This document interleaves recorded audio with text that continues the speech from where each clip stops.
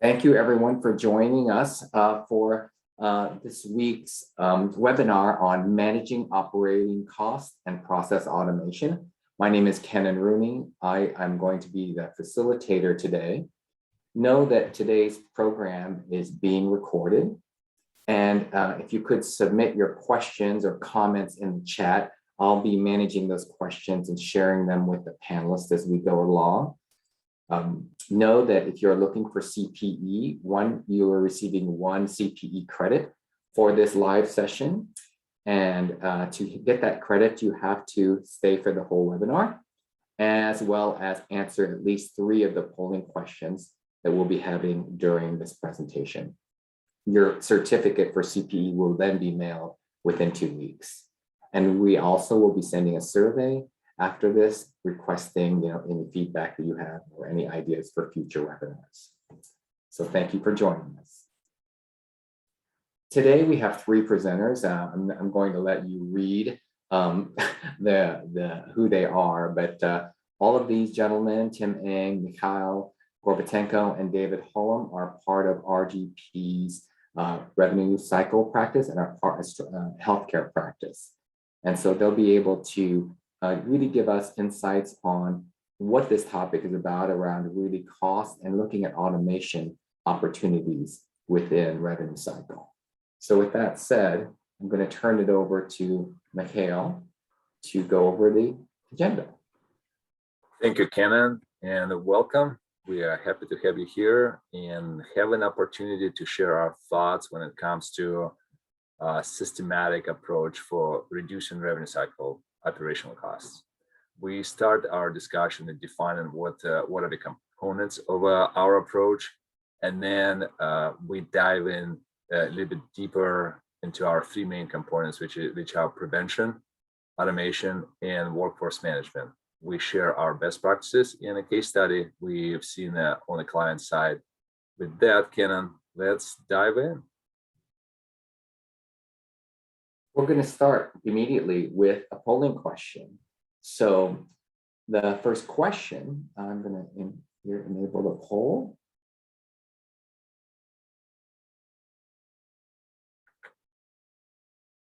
The first question is, what is your current focus area to reduce operational costs?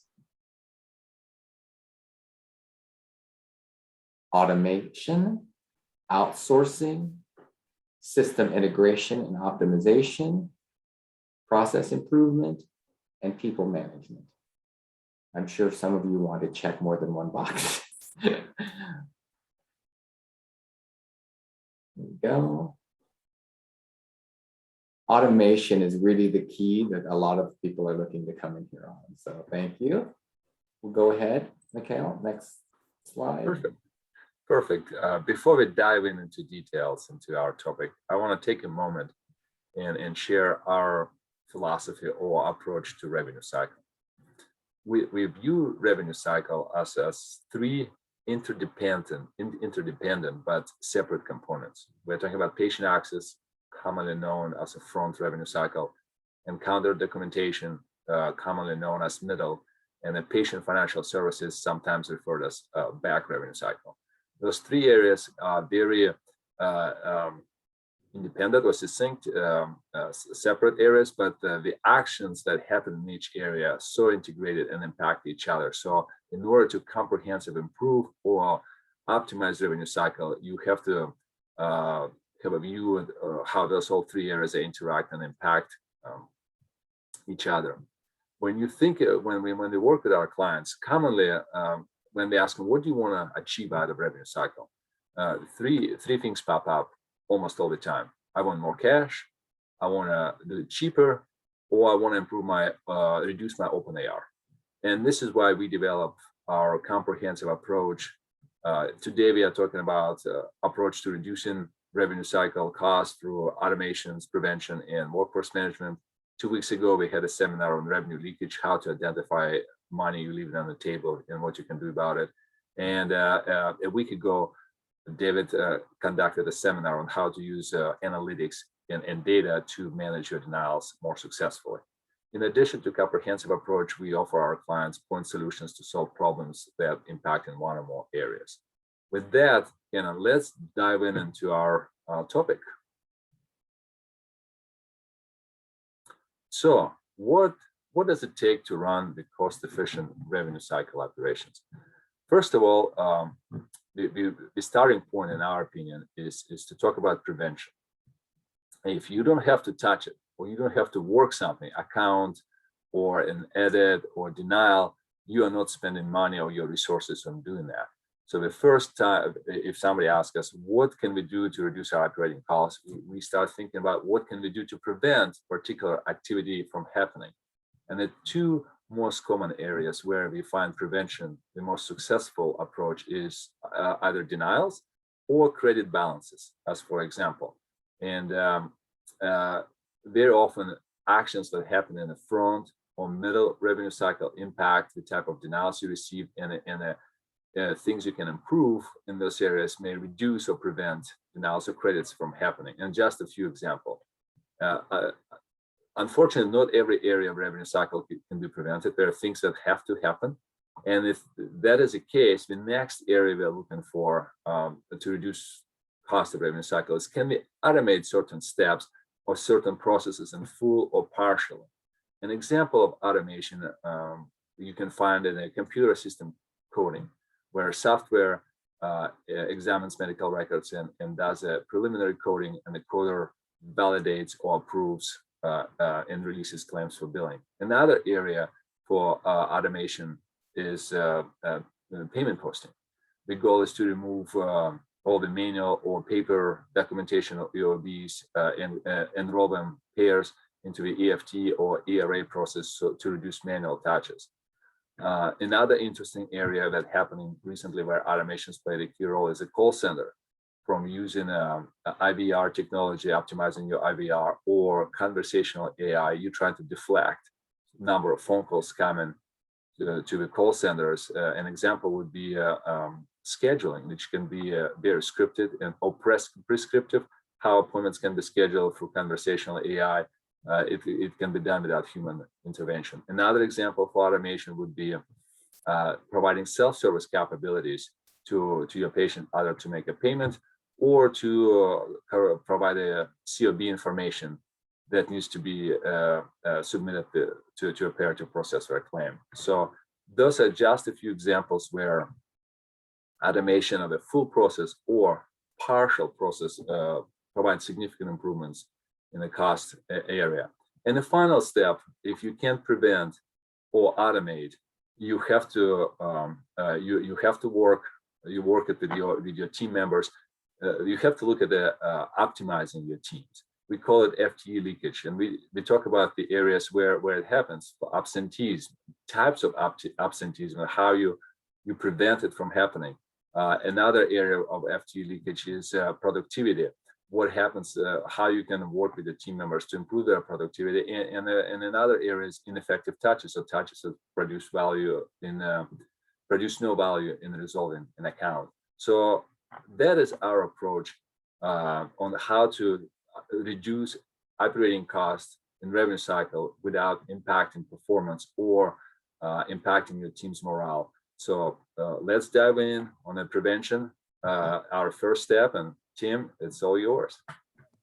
Before we go, Tim, before we go to that prevention, Mikhail and Tim, you both can answer this question. I'm curious, in the last, let's say 2 years, not historically, when you look at revenue cycle operations and providers, would you say that most of the providers that you work with are focusing on the process piece of this, or is everyone moving towards more of operationalizing things, or is it an even 50-50? People are fixing the process and automating it, or is it process focused? Just curious. I think that's a good question. What we've seen across the country in large systems as well as small systems is really just getting the bills out the door, doing the day-to-day operations in revenue cycle, which includes getting coding. If you think about the whole revenue cycle process, it's pretty complex. You've got a multitude of number of individuals involved with it to just get a bill out the door and collect the cash and do that. That starts with the patient and the physician in the facility. So we don't put in place all of the different operational pieces and track it and ensure that there's a smooth handoff from department to department or function to function. It easily goes awry. Yeah, you introduce new people into it, you introduce new therapies or new lines of service, or just it can easily go awry quickly. And not to mention the overwhelming change in new systems that get putting in or upgrades to systems. Just again, just complicates it. Yeah, on my part, Ken, I think a team is absolutely right. There's so many options right now in the market how you can improve or automate your systems, and you have to be very thoughtful how you deploy those automations, because you may find impacts in areas of outside of your purview that may impact or derail revenue cycle operations. So my advice would be, first, you have to understand the full process, what's happening in your organizations, and then look for areas where you spend the most of the manual work or work that doesn't require human intelligence or thought process to accomplish, and look for those areas either to eliminate that type of work or automate. So you focus your most expensive and most productive resources in people, your team members, on doing tasks that are important and require human decision-making process. Thank you both. Tim? All right, let's get started with prevention. You know, we all work in healthcare. We've always heard it that whether it's from a clinical perspective or from the work that we do in revenue cycle or finance, prevention is always worth more than having to deal with it after the problem has been created. So we're going to look at some case studies, and I like case studies because they give you some real world issues that others have dealt with, and more importantly, how did they address it to prevent that from being an issue, or what can we learn from it? So let's start with a disclaimer. And the reason why we start with the disclaimer is because, first of all, these are unique issues to a particular organization. All of the attributes that are present at that organization may not be at your organization. So be careful when you listen to these stories and take what you can from it, but keep in mind that your situation may be unique. So you may hear something today and go, oh, that's something that we're dealing with. Let's do the same thing. The prescription for the issue may not necessarily be the same for you, just like every patient is different. Your organization is going to be unique. And so it's much more important to analyze and take it apart and take the lessons that you learn here and look into it, but make sure that you do it within your organization's structure and process and people. So let's start with the first one. Mikhail mentioned denials. It's a predominant topic in revenue cycle. It's one that we continue to deal with.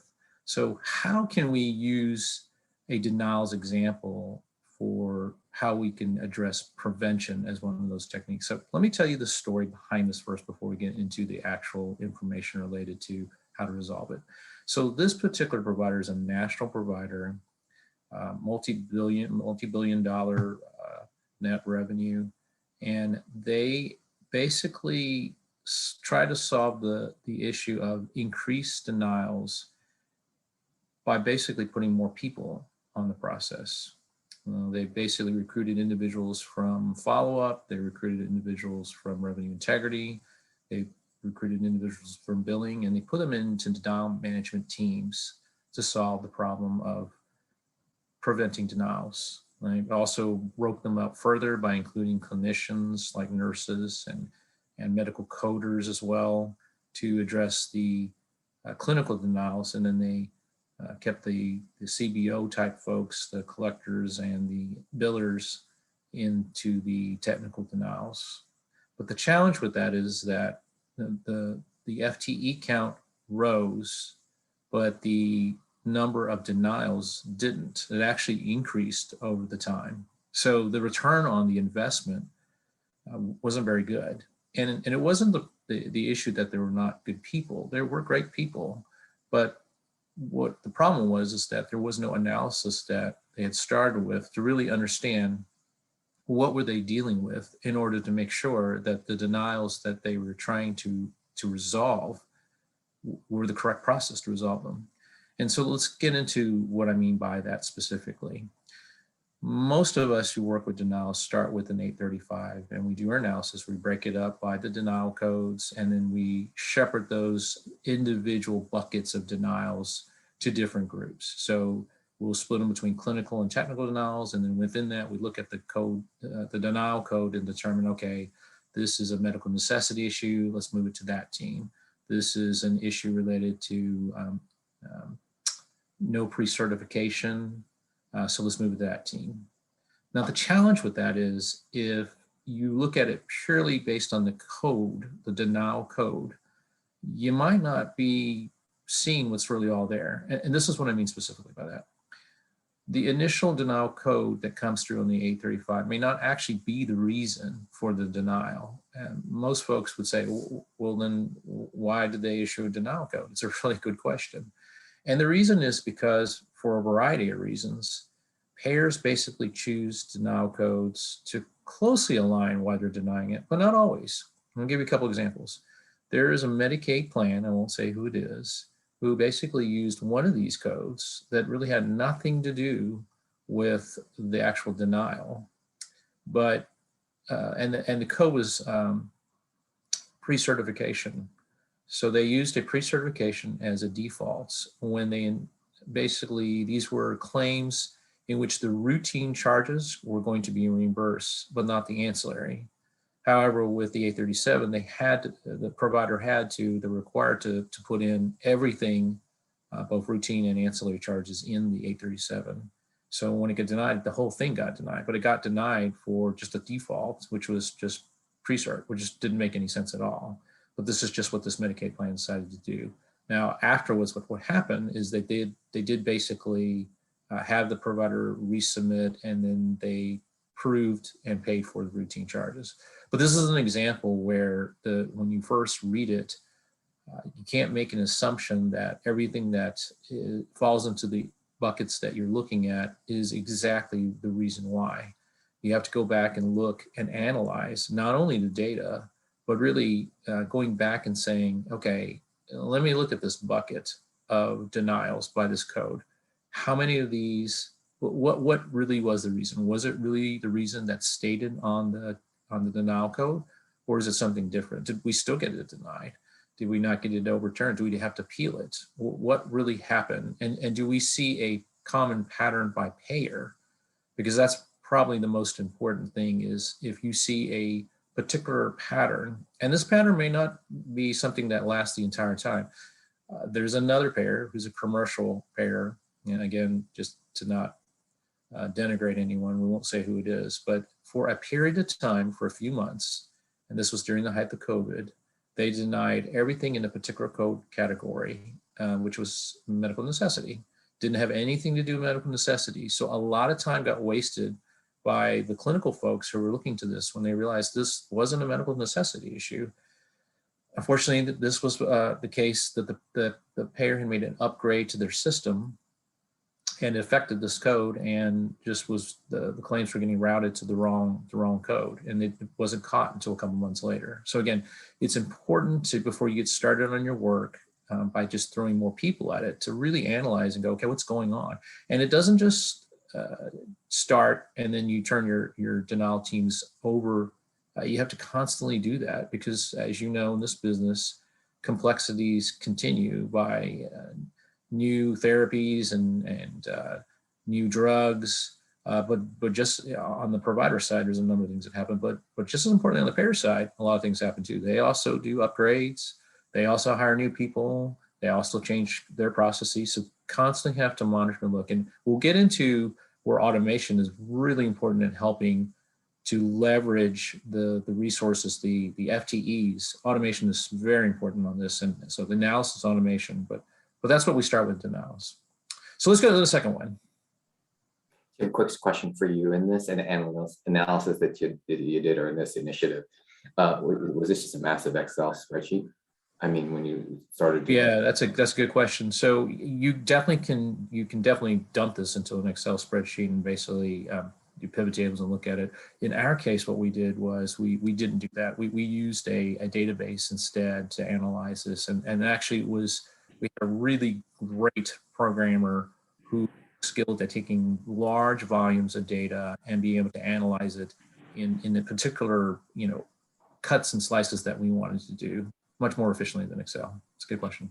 And then you also mentioned that there was an upgrade or a system transition that happened that kind of sounded like derailed some of these, that Right. created some of these issues. Is that I'm just sorry, is that something that probably happens a lot when there's an Yeah, upgrade? as you all know, systems that we've all been used to are getting aged, and a lot of systems are now moving to cloud-based. And folks seem to think, okay, well, I'm used to this system and going to cloud-based. It's the same vendor, should be the same, but it's not. As David will tell you later, it's a very different system. It's almost like two totally different systems. And so it's a reminder that not only we on the provider side go through a number of different new systems or upgrade to systems, but so does the payer. Payer also does that too. So keep that in mind. All right, this one is one that seems really obvious. It's basically discussing processes and communication, but you'd be really surprised how often we run into this. So this is a very large regional provider organization, not unlike any typical large regional hospital system with a variety of different facilities and physicians and such. And the challenge in this one is that it was basically the organization had consolidated 4 different systems over a short period of time. Really, within about 9 years, 4 different systems came together. And of course, the challenge with that was consolidating systems and consolidating folks. And they did a pretty good job from the top perspective. But if you get into the actual day-to-day, it didn't happen quite as well as I think that they had hoped. So there are a number of departments that were really broken out between the different systems, and that they were consolidated by name, but they really weren't consolidated. And so what happened was that there had never really been an appropriate change management function or process that was implemented to make sure that everybody understood, okay, this is the way you may have done it before, but we're doing it now a different way, and we're all going to do it that way. That unfortunately didn't happen, and it showed up in not just denials, but perhaps more importantly, in revenue leakage. And by that I mean, what happened was when we went in to do an analysis of how much money was left on the table, it was a shockingly large amount. So much so that they not only were they interested in trying to capture that, but they were just as interested in understanding why did that happen.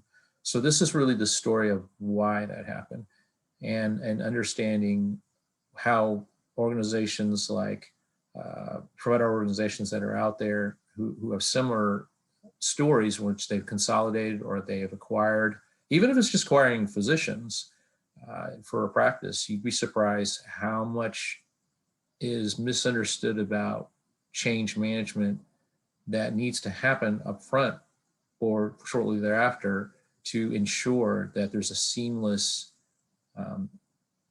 integration of the new facilities or the physicians. So in this case, what had happened is that 4 different systems really came together still as 4 different systems under one flag, the same system that was put out in front of the public wasn't necessarily what's happening inside.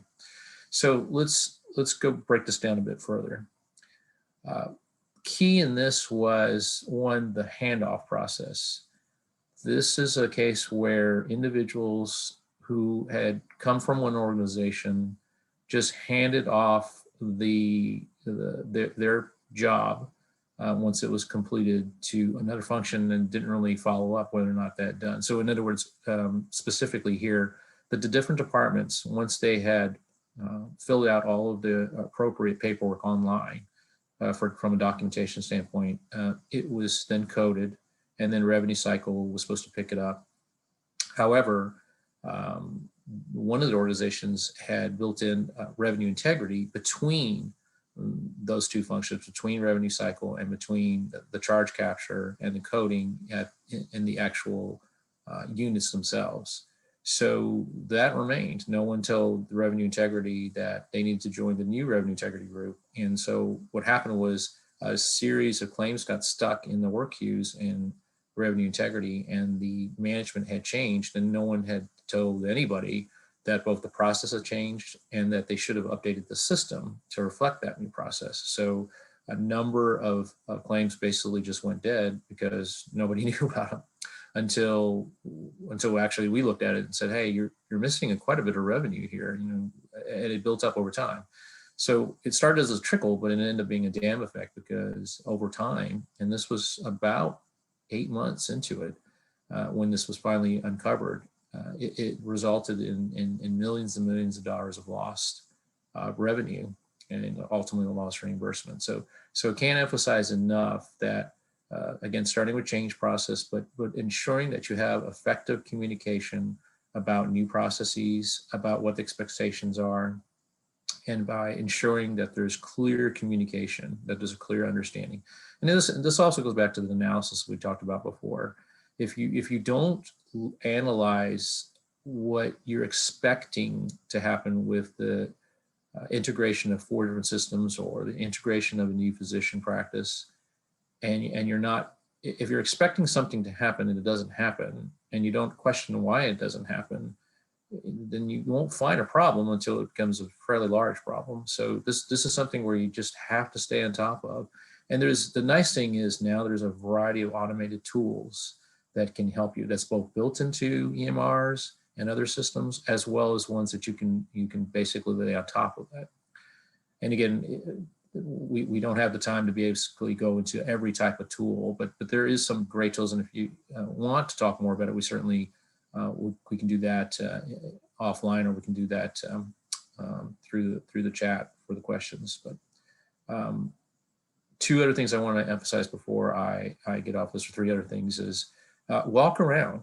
You'd be surprised by just walking around the different facilities. You'd be shocked at what you thought was being consistently done from one hospital to another hospital, or one physician practice to another. Isn't being done that way. It's funny when you just lead. It used to be called management by walking around. We don't do that very much anymore, but I would encourage you doing that, because you'd be surprised if you just go and again, ask just very simple questions and looking, going around and seeing what's happening, how things aren't necessarily being done consistently or being done the way that it's thought they've been done. Communication is extremely important. Those who in patient access don't always know what happens with their with the work that they do, unless someone in denials management or follow-up comes back to them and says, hey, I want to go over these things in which we got denied because of lack of pre-authorization or things like that.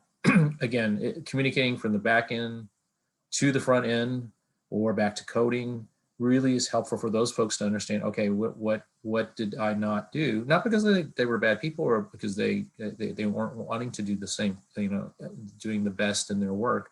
But if they don't know the outcome, then they won't change anything. And that's why it's super important to communicate. And the last thing is educate. Super important. Again, we talked about changes. There are changes that happen within regulations. There are changes that happen within the carriers themselves. All of us have continually got updates, LMMRPs and the like. We've got to make sure that everybody gets to see that, not just one group who gets it. So you'd be surprised how many times I have heard where something got mailed by the MAC to medical records, and it just stayed in medical records. It never went anywhere else. No one ever saw the communication. It never got routed around. It never got communicated or shared. It just stayed in medical records. They just collected them and made note of them and just kept it. And you'd be surprised how, or another funny story is that communication would go to a particular hospital that was meant for the system. And the CFO's office got it. Admin didn't know what to do with it, just thought it was just stuff and just shredded it. So again, something important that comes from the payers or from the MAC or from the government, goes to someplace maybe because for a number of different reasons just went to the wrong place, but then doesn't get shared. So there's no way for us to really understand that if we don't get that. So the second part of that is once you have that, to share it, but you educate folks about what it is. Another organization that we dealt with did a pretty good job about sharing it, but not about what it meant. So different individuals from different areas interpreted what they got differently. And that's true of system upgrades, that's true of payer notifications, et cetera, and regulation in particular. You'd be surprised how many things come through where people just assume, well, they're going to understand it because it's written there. No, don't assume that.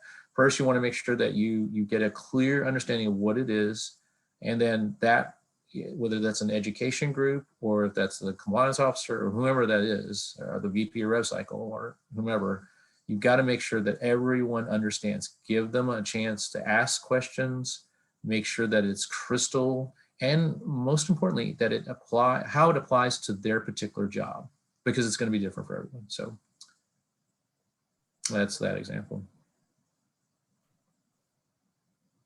Tim, just a heads up, time check, we're at the bottom of the hour, just so you know.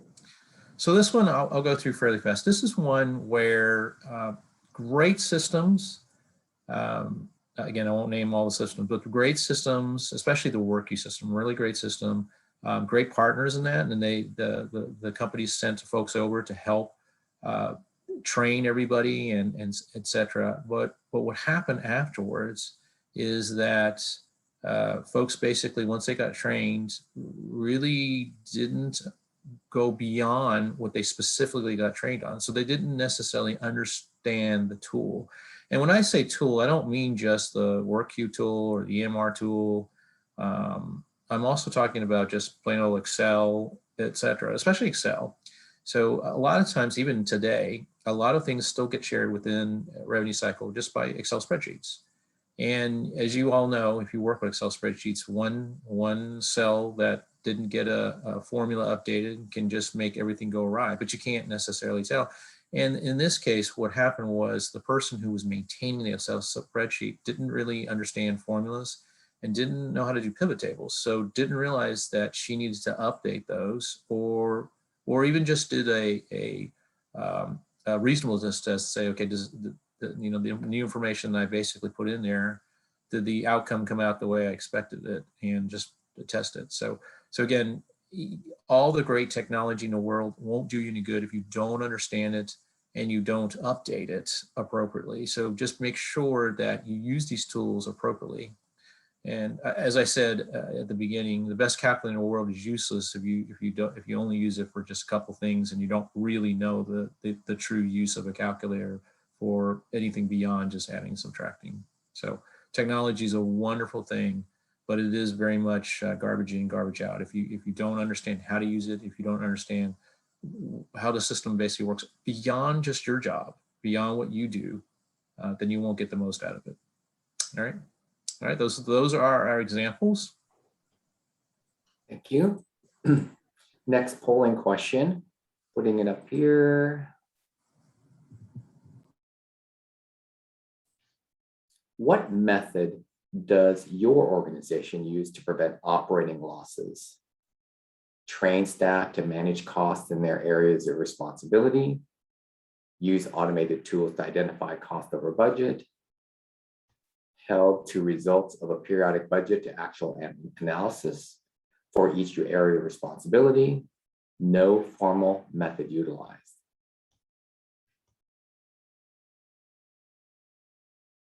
Looks like everyone's leaning towards automation as well as budget to actual analysis.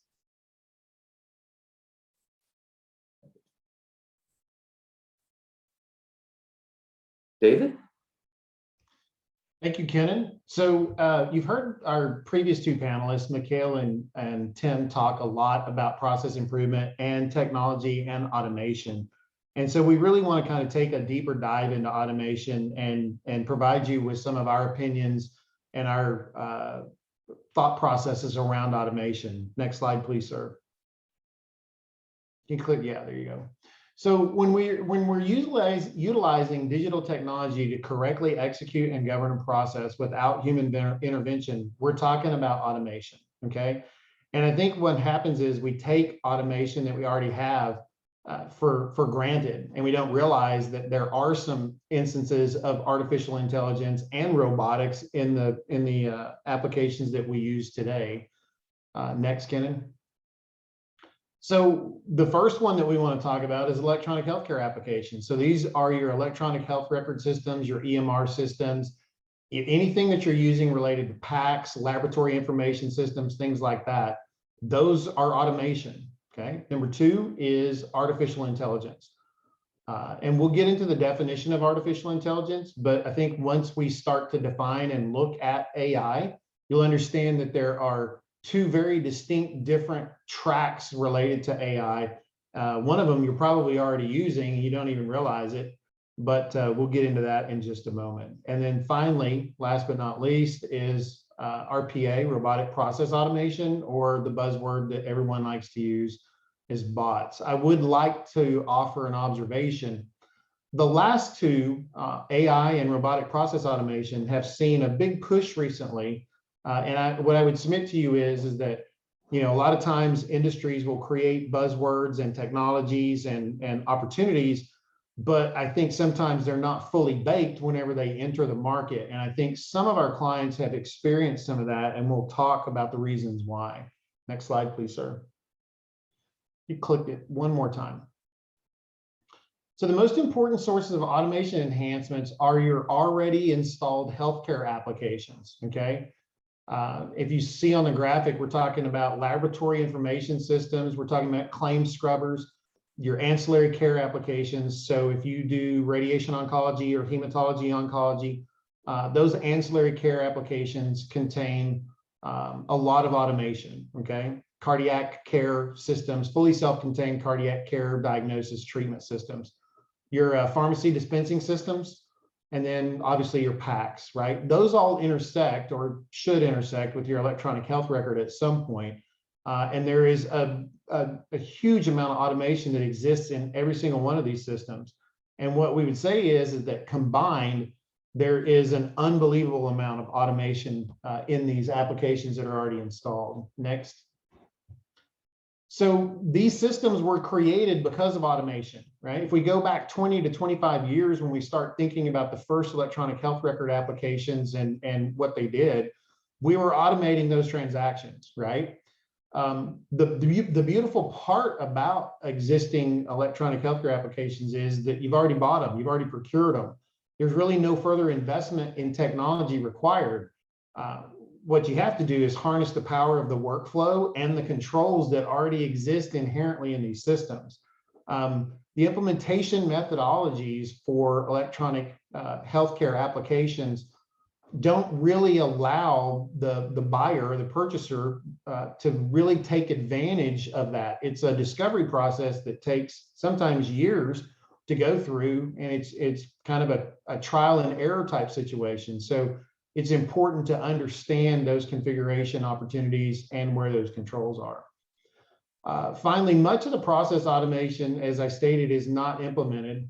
And the workflow issues, if you're going to invest in true artificial intelligence and true RPA, you're going to need to understand where your workflow issues exist and how those are going to potentially impact your use of artificial intelligence and robotic process automation. Next slide, please, sir. David, can you ask a quick question? Talk to me a little bit about this buzzword of interoperability and these last two bullets that you have down here saying much of the process automation is not implemented and workflow issues must be resolved before further investment.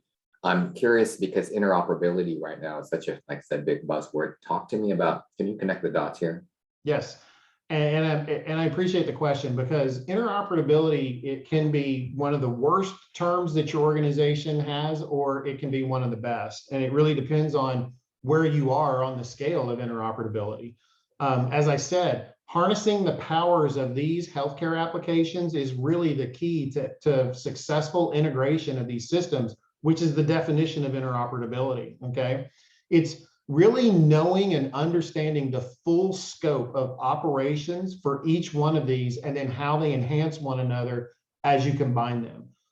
In the world that Tim and Mikhail and I work in, this is probably 90% of the solutioning that we do with our clients, is helping them unlock and understand how these applications and the workflows that revolve around them can be influenced to provide better results, better, faster, smarter, less expense, more cash, all of those things. And that's in essence what we do. David, give me one example. I'm going to put you on the spot here. Okay. Sure. Give me an example of an issue that you've identified in an interoperability issue or a process that resulted in a net favorable or unfavorable result in the revenue cycle dollars. Okay. So I had a client who had a very large radiation oncology practice, and they used the radiation oncology solution to not only schedule, but to deliver the service, to capture the charges. And then they ported that information into their electronic health record system, which was Epic. Okay. So they had a tremendous number of encounters on a daily basis. And their biggest issue was the systems, when they were talking to one another, they were dropping charges. And there was no reason, it was haphazard. We could not figure out from an interface situation why there were certain charges that were dropping. And again, there wasn't a preponderance of, is it a charge for this? Is it a charge for that? There was really no statistical data that we could find on what it was. So we knew it wasn't the interface engine. It was probably just a feature of kind of the technology being able to communicate. What we did was we built a bot, and that bot basically existed in the Epic environment, and it looked to see what was supposed to be ported from one system in an overnight download and what was received in Epic in the download. And so when it would notice that, hey, I've got 100 charges that are coming out of this system and I've only got 99, the bot can go back and actually look at the charges that were supposed to go over, identify the one that was missed, and correctly put it into Epic so it could be billed and collected. So it was a very straightforward process, and it enhanced the interoperability of both of those systems. When the bot identified that one issue, and pardon if this is an ignorant question, did the bot fix then that going forward, or did you need a human intervention to come in and fix that coding issue or the rest of the other type of transactions like that would come through? So that's the value of automation, is you no longer needed a human being to do this, because that's what our client was doing. They were spending a great deal of FTE hours trying to run this down and figure these out, where in an electronic environment, an application can actually review a whole entire charge line within a matter of seconds for every single encounter that you've basically seen every one of those patients every day, and it can find the one or two or three that are missing very quickly and reduce a great deal of FTE time. Thank you. Next slide, please. Just a heads up, we're at 45 minutes into Okay. Thank you. So when we talk about maximizing the benefits of electronic applications, this is what we're talking about. We need to go through this exercise before we start to actually invest in artificial intelligence and RPA. This graphic is pretty self-explanatory, and at the bottom there's a message there in very large print that hammers home what I just stated, that additional automation efforts will be difficult unless your electronic applications are optimized. And when we talk about optimized, we're talking about workflow, identifying controls that support the control environment that could also enhance your financial statement control environment.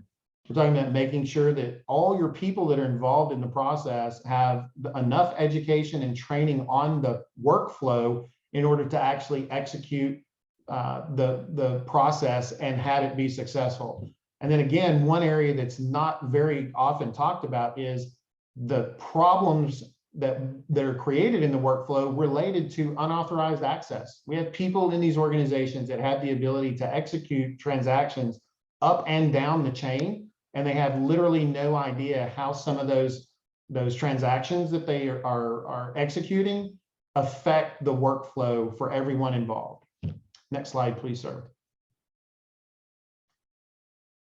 So we're going to dig into artificial intelligence, and I'll say a couple of things about this real quick. So artificial intelligence is the ability of a digital computer or computer-controlled bot to perform a task that's commonly associated with intelligent beings, okay? It's why we create these programs, because we need them to execute, you know, the things that are mundane and take a lot of time and cost a lot of money. Predictive analytics is a statistics-based method that uses digital devices to make assumptions and test records in order to predict the likelihood of a future given outcome. So when we talk about AI, you're probably already using AI, because if you're using any analytics-based information to support a change in a process, you're already using it, okay? Where I go to the distinction of AI as a truly baked solution is we no longer need human intervention to make those changes. In other words, we take that predictive analytics model and then we allow a bot to take that outcome and then influence the electronic world or the applications to make those changes. There's literally no human intervention required at all. And that's the true value of artificial intelligence. I've not seen very many examples of where that exists in healthcare today. What I can tell you is that there's 3 areas: coding tendencies, denial predictions, and population health predictions, where artificial intelligence can absolutely and is driving a lot of good health outcomes and process outcomes. The bad news about it is that the data the data feeds are usually not as good as they need to be in order for those solutions to be completely, you know, baked. There's a lot of unproven outcomes that are out there. And again, we go back to workflow issues as a driver of variance in the analytics that we don't really like. So the next is RPA. RPA is a software technology that makes it easy to build, deploy, and manage software bots that emulate human actions. So if you've ever been involved in an RPA process, it's basically almost like recording every single keystroke that a human being executes in order to complete a task. And we record that, then we put it in an electronic environment, and then the bot basically executes all of that. There are a lot of good things and bad things about bots. The good is that in some areas around pre-authorization, any kind of charge reconciliations, cash reconciliations, any of those kinds of things where you have a distinct set of guidelines and there are known outcomes and the bot only has to choose from those, they work really, really well. Also using bots to check on claim status, where they just constantly go out and poll a payer site or an intermediary site. You can use bots to do that for you, to populate that information as soon as the intermediary or the payer provides it. And that way you don't have to have a human doing this, the bot can do it. The bad thing about bots is they're very fragile, okay? And they require manual updating. What happens is if you write a bot script and that bot script is wrong, you kind of basically almost have to start over and rebuild the bot script from the beginning to the end. I have seen some segmentation where you can basically take out segments, make corrections and things like that, but you have to fully test them. You have to make sure that they're fully operational. And then these need to be simple decisions. Bots cannot perform complex calculations and put information into a system that has an infinite number or a infinite number of possibilities. That's really where we cross over into the artificial intelligence world when we do that. Next, please. So that's our polling question. Yes, great, thank you. Polling question number 3. Organizations should invest in which activities to ensure revenue cycle management automation success? A, hire a bot building firm to automate processes.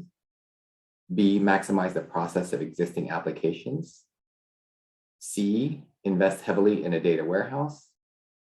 D, A, and C.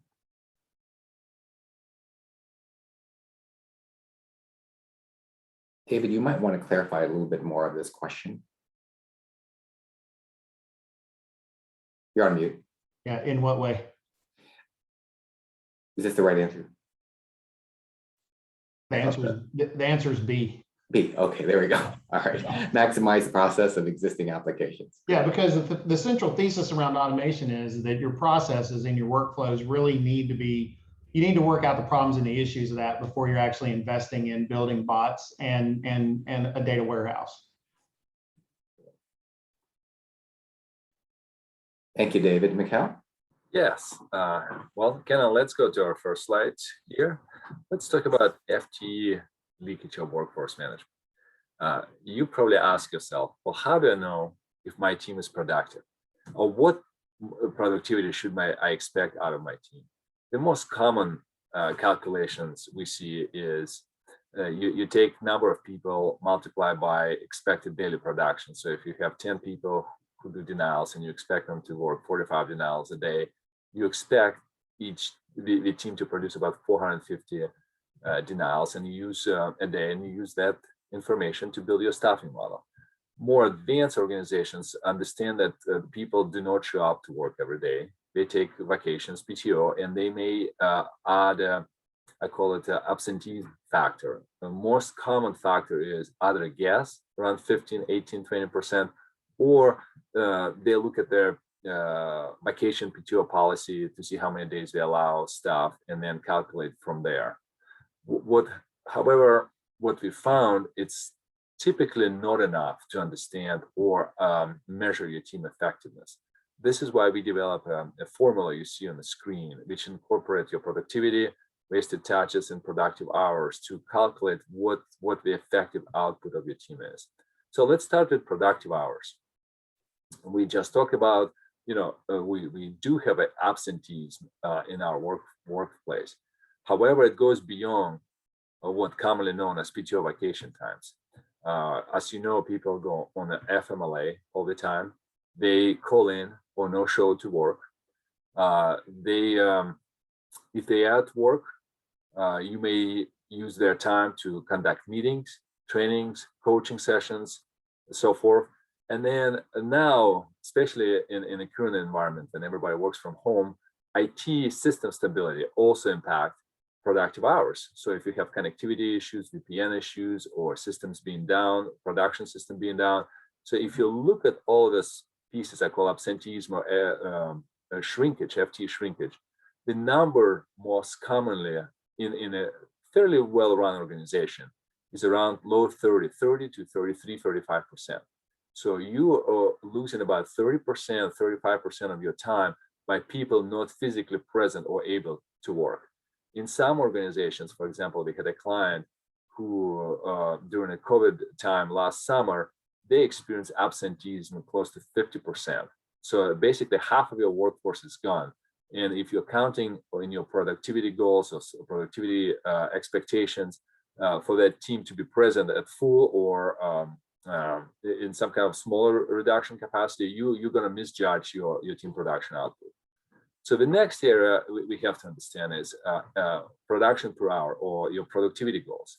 Most commonly, those goals are set by either somebody historical experience, or you look at some publications and say, this person should be, this team should be able to do 50 accounts per day or 100 transactions per day, and so forth. There are two better and more common ways how you can address determining productivity. One is to do time studies. It's a labor intensive, but it does provide good understanding of what you can expect realistically achieve based on your system setup in your process. And the second one is you look at your historical performance for the team and the range between individuals. So for example, we have 10 people and they can produce anywhere between 20 to 100 transactions a day. And you set a goal either a half, midpoint, or in some organizations, you can be at the 60th or 65th or 70th percentile. This way you're pushing your low speed producing people to keep up to their productivity goals. So the other area to be important to understand in your productivity, why your folks are missing the goals. And there are two things we found in the system. It's either behavioral or knowledge gaps that cause people to miss productivity. Let me explain. If you know how your folks spending time in your workplace when they come to work, plug in, and you know they're missing their production goal, you can look at the various softwares you can deploy called real-time activity monitoring software that track every click, every screen people go to, how much time they spend in there, and so forth. So if you start looking into that data, you start to realize, other people, even they are clocked in, they are not doing the work, they are not in I call the work applications like Epic or Sorter or wherever you perform work. They may be online doing reading paper or shopping, or they, on the phone with their friends, or drinking coffee. So they are at work technically because they clocked in, but they're not doing the work. So that is a behavioral issue you have to address. But what we found often enough is there's a knowledge gap. If you look at where people spend their time, you find people go to the knowledge center, pull job aids, pull policies and procedures. They try to learn or educate themselves how to work certain type of accounts. And if that is the case, why folks are missing your productivity goal because they spend too much time trying to figure out what needs to be done to an account, then you have to provide training and maybe assign I call it a buddy or a colleague who can coach them up and help them improve their productivity by make sure they understand what to do there. And the final piece is wasted touches. And Ken, I know we're running low on time, so let me quickly talk about wasted touches. Those are the touches that produce no value in resolution of account.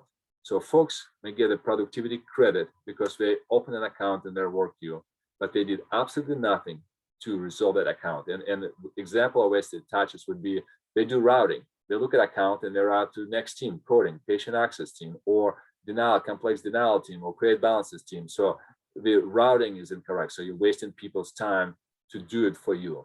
Second is escalations. They don't know what to do with this account, so they have to escalate it to their supervisor on SME because they have gap in knowledge how to work those accounts. It's also incorrect routing. You route accounts to wrong team members.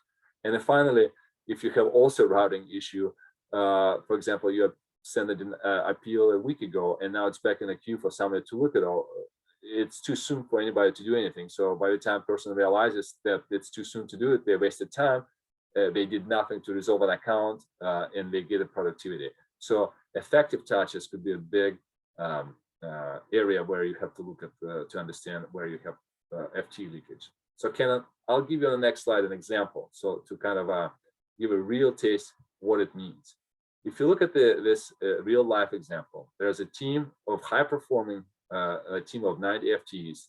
For that team, that their AR days under 35 days and AR over 90 were in the low 20s. But they believe they are overstaffed, but they didn't know where to look to improve their FTE count. So using our model, we made a prediction how much time they should lose it for shrinkage, productivity loss, and wasted touches, which is a column on the left, forecast.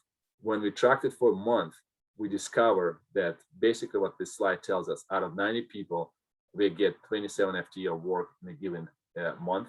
And here are the areas where they're losing those FTEs. And by working at that team over a couple of months, we were able to double team's productivity without adding any FTEs or making any technology changes.